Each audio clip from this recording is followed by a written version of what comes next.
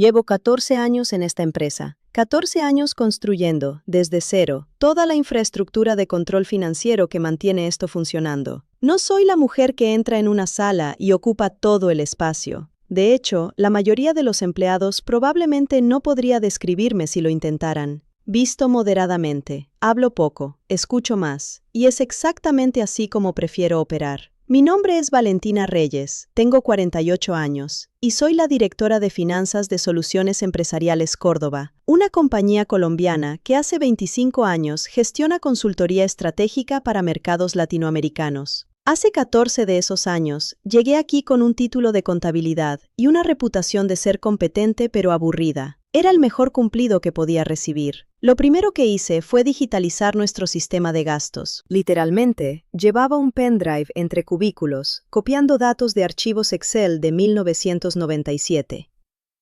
Tomé eso y lo convertí en algo lo suficientemente robusto para manejar 400 empleados en 3 países. 5 años después, diseñé nuestro departamento de auditoría interna. 10 años después, fui yo quien negoció el programa de arrendamiento corporativo de vehículos de alta gama. Ese programa que permitía a los ejecutivos de C-Suite acceder a autos premium sin que impactara los balances. Yo era quien diseñaba el sistema que evitaba que la gente como yo tuviera que decir no muy a menudo. Controlaba los documentos, controlaba la autorización, controlaba los flujos de dinero y, más importante, controlaba los arrendamientos. Luego llegó Sebastián Aguilar.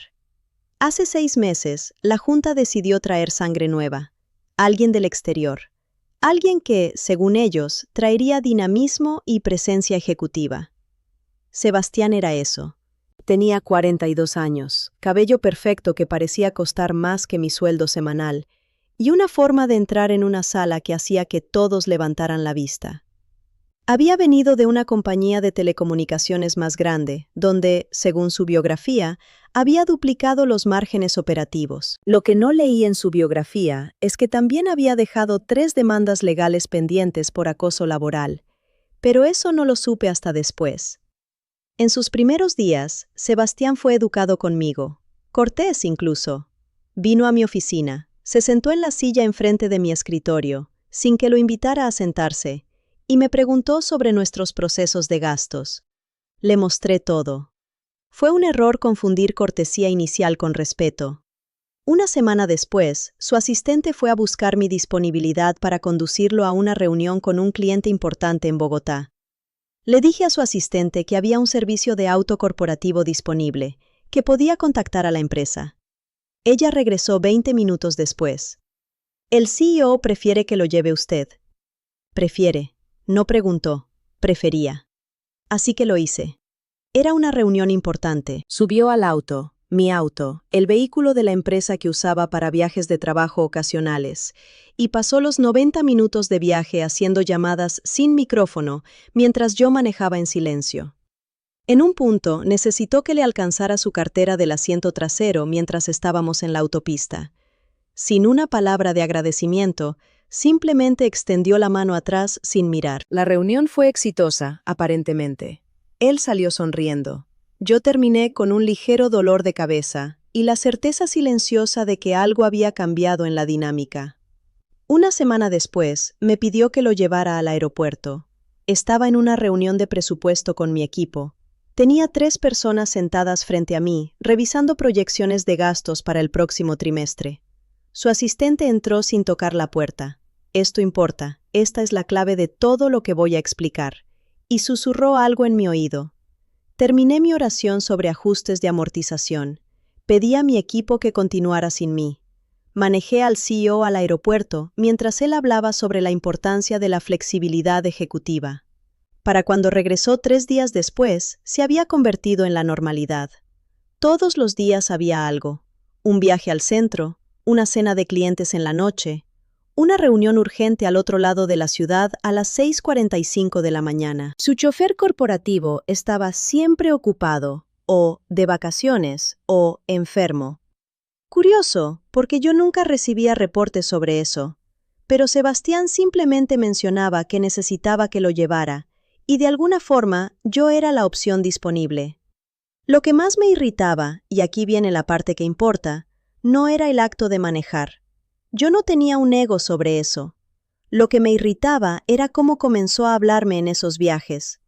Educado en público, invisible en privado. En una ocasión, mientras manejaba, intenté mencionar un problema que había surgido en nuestros contratos de servicios. Levantó la mano. Literalmente levantó su mano de forma de detenerme, sin siquiera mirarme. Cuando llegue a mi oficina, probablemente no voy a estar pensando en eso. Hablemos de otra cosa. Cuéntame de ti. ¿Tienes familia? Era generosidad performática. Fingía interés. Y cuando comencé a responder, mis 2 hijas están en universidad, estoy divorciada desde hace 9 años, disfruto leer sobre historia medieval. Él simplemente asentía y respondía de forma genérica. Estaba siendo incluida, pero de la forma en que incluyes a alguien que es útil, pero no interesante. Como la radio que pones de fondo. Pasaron 3 meses así. 3 meses de estar integrada en su rutina diaria de manera tan completa que otros ejecutivos comenzaron a notar el patrón. Vi a 2 de ellos hablando en el pasillo una mañana, y cuando pasé, una de ellas rápidamente cambió de tema. Podía sentir la lástima en eso. El problema es que yo no era de las que aceptan lástima. Nunca lo había sido, y Sebastián, de forma muy particular a su personalidad, no se daba cuenta de que estaba calculando cada movimiento que hacía. Llegó entonces la junta directiva trimestral. Estos eran eventos importantes. Los inversores principales de la compañía, los directores independientes. Gente que había puesto dinero real en esta empresa y que viajaba desde Sao Paulo, Ciudad de México y Miami para asegurarse de que su inversión estaba siendo protegida apropiadamente. La junta se reunía en nuestra sala de conferencias de 15 metros de largo, alrededor de una mesa de madera de roble que probablemente costó más que el salario anual de mi asistente. Yo estaba allí, como siempre. Tenía que presentar el estado de flujo de efectivo, explicar algunas variaciones en nuestros márgenes operativos y responder a cualquier pregunta sobre auditoría interna. Me senté en una silla de cuero oscuro, con mi portafolio de números frente a mí, y esperé mi turno. Sebastián estaba en la cabecera de la mesa, en la silla que antes ocupaba nuestro antiguo CEO. Estaba en su elemento, sonriente, haciendo contacto visual con los inversores, contando historias sobre proyectos exitosos. Parecía brillante. Parecía estar en control absoluto. Luego llegó la pregunta que cambió todo. Diego Soto, uno de nuestros directores independientes, es decir, alguien completamente de afuera, no financiado por nosotros, allí para mantener a los ejecutivos honestos, levantó su mano. Tengo una pregunta rápida. ¿Quién es responsable de nuestro control de gastos ejecutivos? Quiero asegurarme de que tenemos vigilancia adecuada sobre los gastos de la C-Suite. Es una pregunta válida, completamente legítima, exactamente el tipo de pregunta que un director diligente haría. Sebastián sonrió de la forma que ya conocía demasiado bien, la sonrisa que significaba que algo vergonzoso estaba a punto de suceder, pero que él no lo veía como vergonzoso. Era la sonrisa de alguien que vivía dentro de una realidad diferente a la mía. Excelente pregunta, Diego. Nuestra directora de finanzas gestiona todo eso. Señaló hacia mí con un gesto casual de la mano. Ella es impresionante realmente, tan dedicada. De hecho, se rió, y fue un sonido que no había escuchado en la junta antes. Es básicamente mi Uber personal. Literalmente me lleva a todos lados. Reuniones, cenas, aeropuerto. Es como si tuviera su propio servicio de transporte ejecutivo dedicado. La sala se quedó en silencio por exactamente 3 segundos. Luego, algunos inversores rieron. Fue el tipo de risa que llena el vacío cuando algo incómodo ha sucedido, pero nadie quiere enfrentarlo directamente. Una directora independiente, una mujer de unos 55 años llamada Patricia Moreno, se ajustó las gafas de una forma que decía que no había encontrado nada divertido. Yo sonreí. Y aquí está la parte importante. Sonreí de la forma correcta. Una sonrisa que decía, sí, por supuesto, qué poco profesional de este tipo, pero que no exponía nada. Mis manos estaban descansando calmadamente sobre la mesa. Mi respiración era lenta. Mi cara era una máscara de compostura perfecta. Porque el verdadero poder, el que aprendes después de 14 años en una corporación, no es el poder de explotar en el momento, es el poder de esperar. Sebastián continuó hablando, pasó a otro tema. La junta se movió adelante. Yo permanecí sentada, tomando notas, como siempre, pero en mi mente ya estaba revisando los términos del arrendamiento del McLaren. Cuando la junta terminó, me fui directamente a mi oficina. No me detuve en la cocina de empleados. No hablé con nadie en los pasillos. Simplemente caminé desde la sala de conferencias, pasé por mi asistente, quien me miró con una mezcla de compasión y curiosidad, y cerré mi puerta. Abrí mi computadora. Accedí al archivo digital que había guardado hace 3 años. Era el contrato de arrendamiento corporativo del McLaren 720S de Sebastián Aguilar. 32 páginas. Firma. Términos. Cláusulas. Una de las cláusulas, la cláusula 7.4, si recuerdas números, estipulaba que el vehículo solo podía ser utilizado para fines comerciales de transporte ejecutivo, no para transporte personal del ejecutivo beneficiario. Una distinción sutil, pero legal. Y Sebastián, en una sala llena de directores de junta, acaba de admitir públicamente que estaba usando un vehículo corporativo como su transporte personal privado. No era una exageración, no era una metáfora. Literalmente había dicho las palabras exactas. Ahora, podría haber hecho varias cosas en ese momento. Podría haber escrito un correo a Recursos Humanos describiéndome como una víctima de la situación. Eso habría sido el enfoque corporativo correcto. Llora un poco, deja que otros se encarguen de ello, ten un día de bienestar pagado después. Pero yo no funciono así. Yo funciono con hechos y documentación, con los números claros, y con una comprensión muy precisa de dónde residía mi autoridad real. Como directora de finanzas, yo era la titular autorizada del contrato de arrendamiento corporativo. Eso significaba que bajo los términos del contrato, yo tenía autoridad para iniciar cambios, modificaciones e incluso retiro del respaldo corporativo si se identificaba un mal uso. No era una autoridad que hubiera ejercido alguna vez.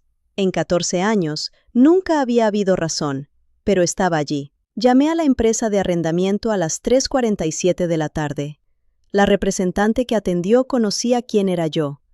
Había trabajado conmigo durante 3 años. Me conocía por mi nombre de pila. Hola Valentina, ¿cómo está? Necesito hacer una modificación en el contrato de arrendamiento corporativo del vehículo registrado bajo Sebastián Aguilar. Número de contrato. LAR 2024-47. Hubo una pausa. Podía escuchar teclas siendo presionadas. Sí, lo tengo aquí. ¿Qué tipo de modificación? Necesito retirar el respaldo corporativo de este contrato efectivo inmediatamente. Otra pausa. Esta pausa fue más larga. Valentina, eso significa que el contrato pasaría a ser responsabilidad personal del leaseholder. El apoyo corporativo es lo que hace que esto sea viable. Entiendo exactamente lo que significa, dije. ¿Puedes procesarlo? Sí, puedo procesarlo, pero necesitaré que me des una razón para nuestros registros. Aquí es donde muchas personas cometerían un error. Serían emocionales. Dirían algo como, «¿Porque fue grosero conmigo?» o «¿Porque abusó de mi tiempo?» Eso no funciona. Eso es un chisme corporativo disfrazado de autoridad. En su lugar dije, el leaseholder ha admitido públicamente en una reunión oficial de la junta directiva que ha estado utilizando este vehículo para transporte personal privado, incumpliendo así la cláusula 7.4 del contrato de arrendamiento. Como titular corporativa, estoy identificando un mal uso de activos corporativos que requiere remediación inmediata. Podía casi escuchar a la mujer sonriendo del otro lado de la línea. Esto va a crear una mora inmediata en el contrato. El vehículo será marcado como incumplimiento. Probablemente llegará una notificación al leaseholder dentro de 24 horas. Entiendo, procesa. Está hecho, colgué. Miré la pantalla de mi computadora. Eran las 3:52 de la tarde. El edificio seguía lleno de gente.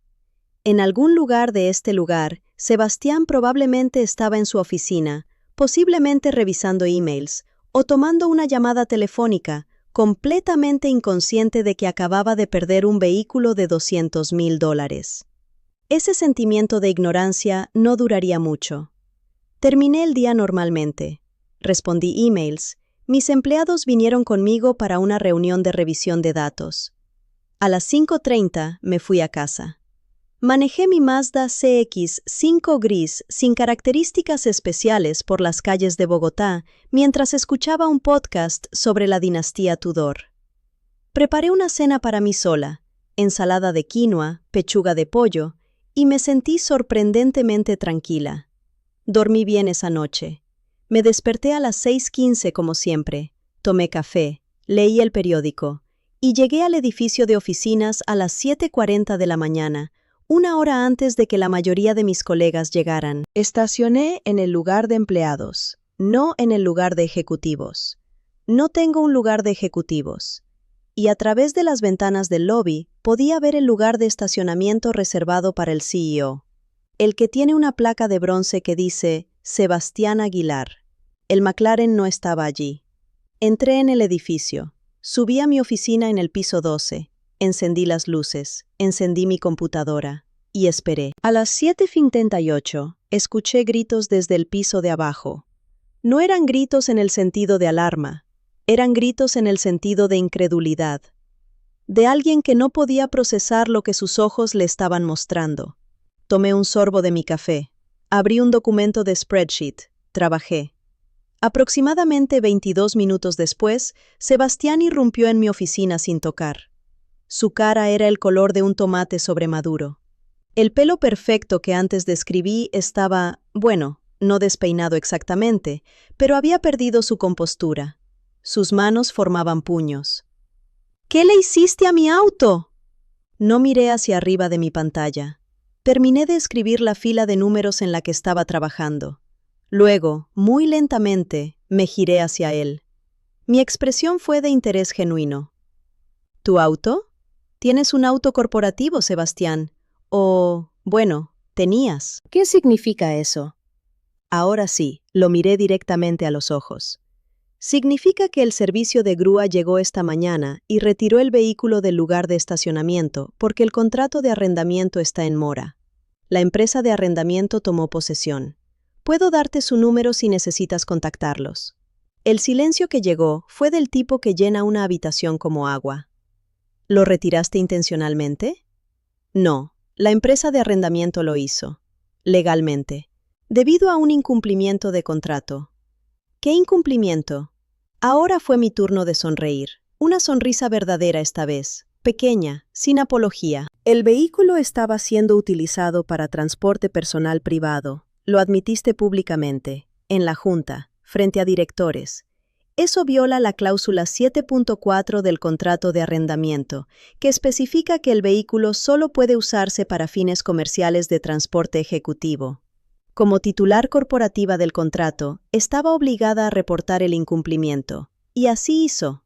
Podía ver su mente trabajando, tratando de encontrar una forma en que esto no fuera exactamente tan grave como parecía, buscando una grieta en la lógica. No la encontró. «Eres malvada», dijo finalmente. «No», respondí.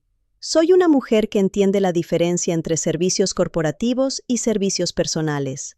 Y no estoy dispuesta a que mis activos corporativos, que he pasado 14 años construyendo en la tierra, sean repurposados como un beneficio ejecutivo no documentado. Especialmente no cuando se burla de mí públicamente». Se fue de mi oficina dando un portazo. Bien, por supuesto que se fue. Pero lo que no se dio cuenta es que el portazo se escuchó en todo el piso. Y por la tarde, el 90% del personal de oficinas sabía exactamente lo que había sucedido. El rumor se propagó de la forma que solo los rumores corporativos pueden hacerlo. Valentina retiró el vehículo. Él lo tuvo. Lo dijo en la junta, así que ella lo hizo. Ella lo reportó. Fue completamente legal. Fue genial. Los empleados de nivel junior la adoraban. Los empleados de nivel medio estaban en shock de que alguien finalmente hubiera desafiado públicamente a un CEO.